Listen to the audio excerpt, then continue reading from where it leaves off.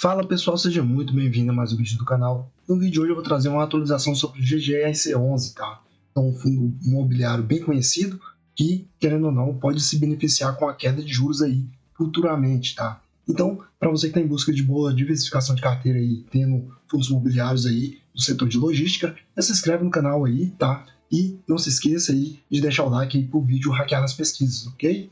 Então, passando primeiramente aqui para você aqui, ó, que saiu o último IPCA 15, tá? E sobe um pouco mais que o esperado no mês de novembro aí, mas desacelera aí para o teto da meta em 12 meses, levantando talvez uma possível queda de juros aí no início do ano que vem, tá? E possivelmente ajudaria sim as ações aí e fundos imobiliários a performar muito bem, apesar aí que o mercado já projeta aí talvez no meio do ano que vem tenha uma desaceleração no Brasil, tá? Mas possivelmente as ações e fundos imobiliários devem refletir primeiramente a queda de juros, tá? Então, passando para vocês aqui primeiro sobre o GGRC11, vou passar para vocês alguns dados, tá? Ele hoje está sendo negociado a R$ 9,97, com um dividend yield próximo a 12%, tá? Livre de IR, então vale ressaltar isso também.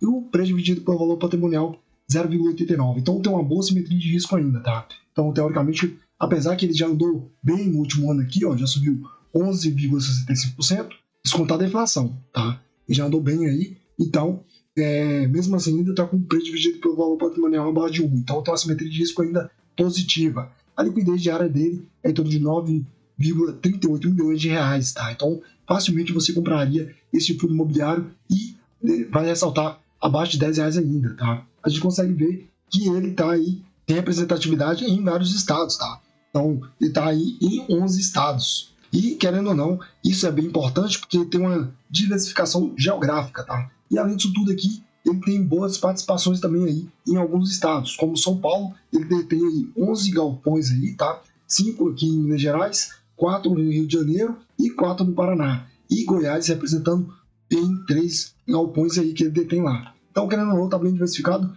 E aqui a gente consegue ver aqui que ele está na fase 2 aí, em expansão, tá? No centro de distribuição de Santa Cruz, localizado aí na Anópolis, Goiás, tá? E ele detém aí uma metragem de mais de 23 mil metros quadrados. Isso é muito bom, e isso aqui, querendo ou não, futuramente deve trazer mais receitas aí para o fundo imobiliário, destravando mais valor, tá? E aqui, ó, concluído já está passando de 64%, e pendente aí, representando 36%. A gente consegue ver aqui como é que tá as etapas, tá? Então o canteiro aí de obras aí já está 100% concluída, terraplanagem também, tá? Praticamente. Fundações aí 85%, estrutura já está em torno de 70%, cobertura 69%, tá? 69%. Então, querendo ou não, ele já está bem, mais que a metade aí, no caso de concluído, tá? E quando a gente olha aqui, ó, ele cobra uma taxa de administração de 1,10 ao ano, tá? Eu achei um pouco salgado, mas querendo ou não, ele entrega bastante valor e está barato, tá? Então, estou olhando aqui a simetria de risco, não só a taxa de administração, tá? O número de cotistas dele passa de 208 mil cotistas, o valor patrimonial, o valor da cota que ele seria sugerido que ele fosse vendido a R$ 11,24. Então, tem uma boa simetria de risco ainda, muito para percorrer. Caso os juros vier cair, ele vai ficar extremamente barato, tá? E com isso aí, vai fazer muita performance aí. Eu trouxe vídeos a respeito do GGRC11 no meados do ano aqui, falando que estava barato e já subiu mais de 10%, tá? Lembrando que esse vídeo não é recomendação de investimento, tá, pessoal?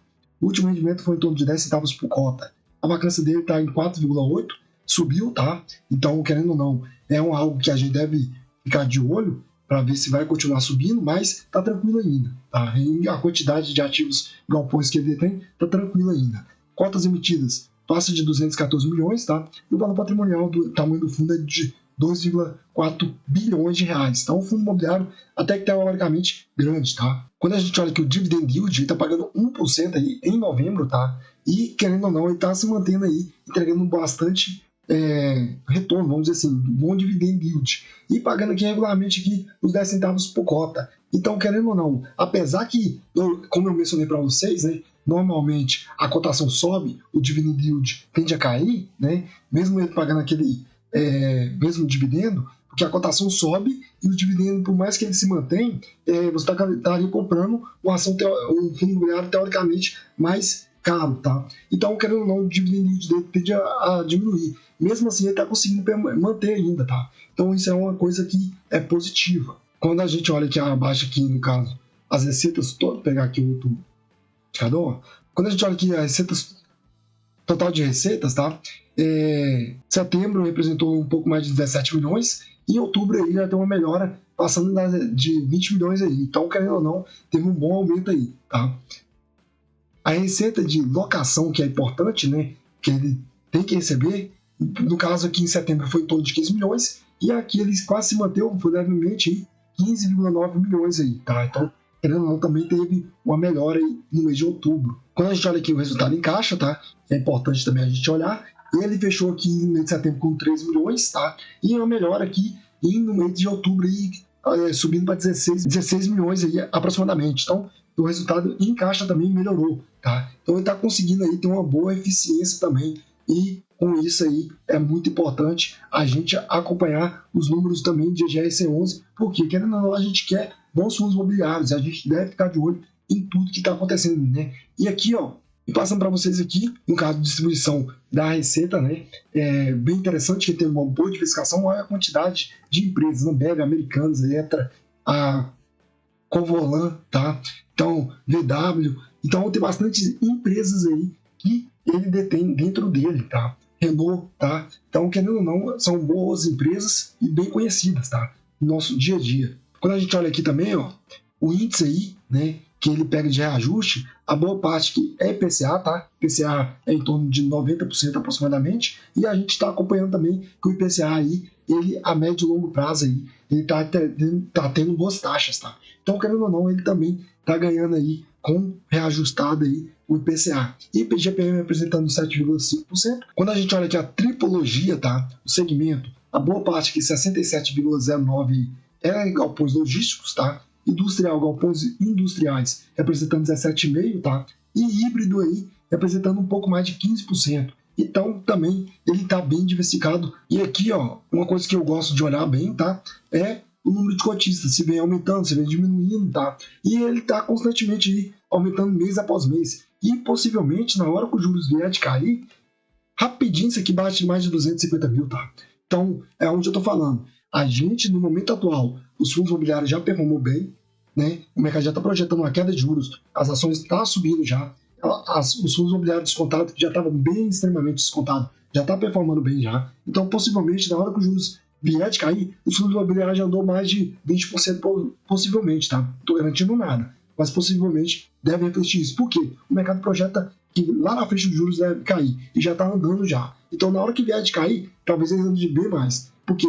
Porque a renda fixa, quando cai, as pessoas que investem em renda fixa vão para a renda variável, procurar mais retorno. Então, com isso aí, fundos imobiliários que pagam dividendos mensais deve, querendo ou não, ser atrativo para essas pessoas, para esses investidores, entende? Então, querendo ou não, possivelmente, rapidinho aqui bate 250 mil cotistas, tá? E aqui a gente consegue ver aí os ativos que compõem a carteira do GGS11. São grandes galpões, tá? Então, aqui, ó, eu gosto de olhar os vencimentos, tá? Então, aqui, ó, deixa eu pegar aqui, que, ó, o vencimento aqui da Ambev aqui, ó, é 2027. Mas também tem a Ambev aqui vencendo em 2030. Então, é bom a gente seguir acompanhando aí os contratos, porque caso vier de chegar perto do vencimento, ele vai conseguir desfazer, renegociar, no caso, e manter o equilíbrio. Isso é extremamente importante, tá? Então, aqui, ó, vencimentos aí para longo prazo, praticamente. Tem aqui o vencimento aqui em 2025, tá? 2027, 2028. Mas, olhando a média aqui, praticamente longo prazo, tá? Aqui, ó, 2030, 2028, 2028. 2 galpões aí que vão entrar aí daqui a pouco, obtendo receita, tá? Do fundo, que é aí no Rio de Janeiro aqui e Extrema Minas Gerais aqui, tá? Também aqui, ó, 2032, 2028, tá? Então, querendo ou não, o fundo aí, ele tem bons galpões dentro dele. Isso é extremamente importante, e aqui a gente consegue ver aqui os inquilinos que estão no Sudeste, tá? Então tem bastante empresas aqui, né? E isso é bem importante também a gente ver, né? Quais empresas que estão nos galpões, onde está, né?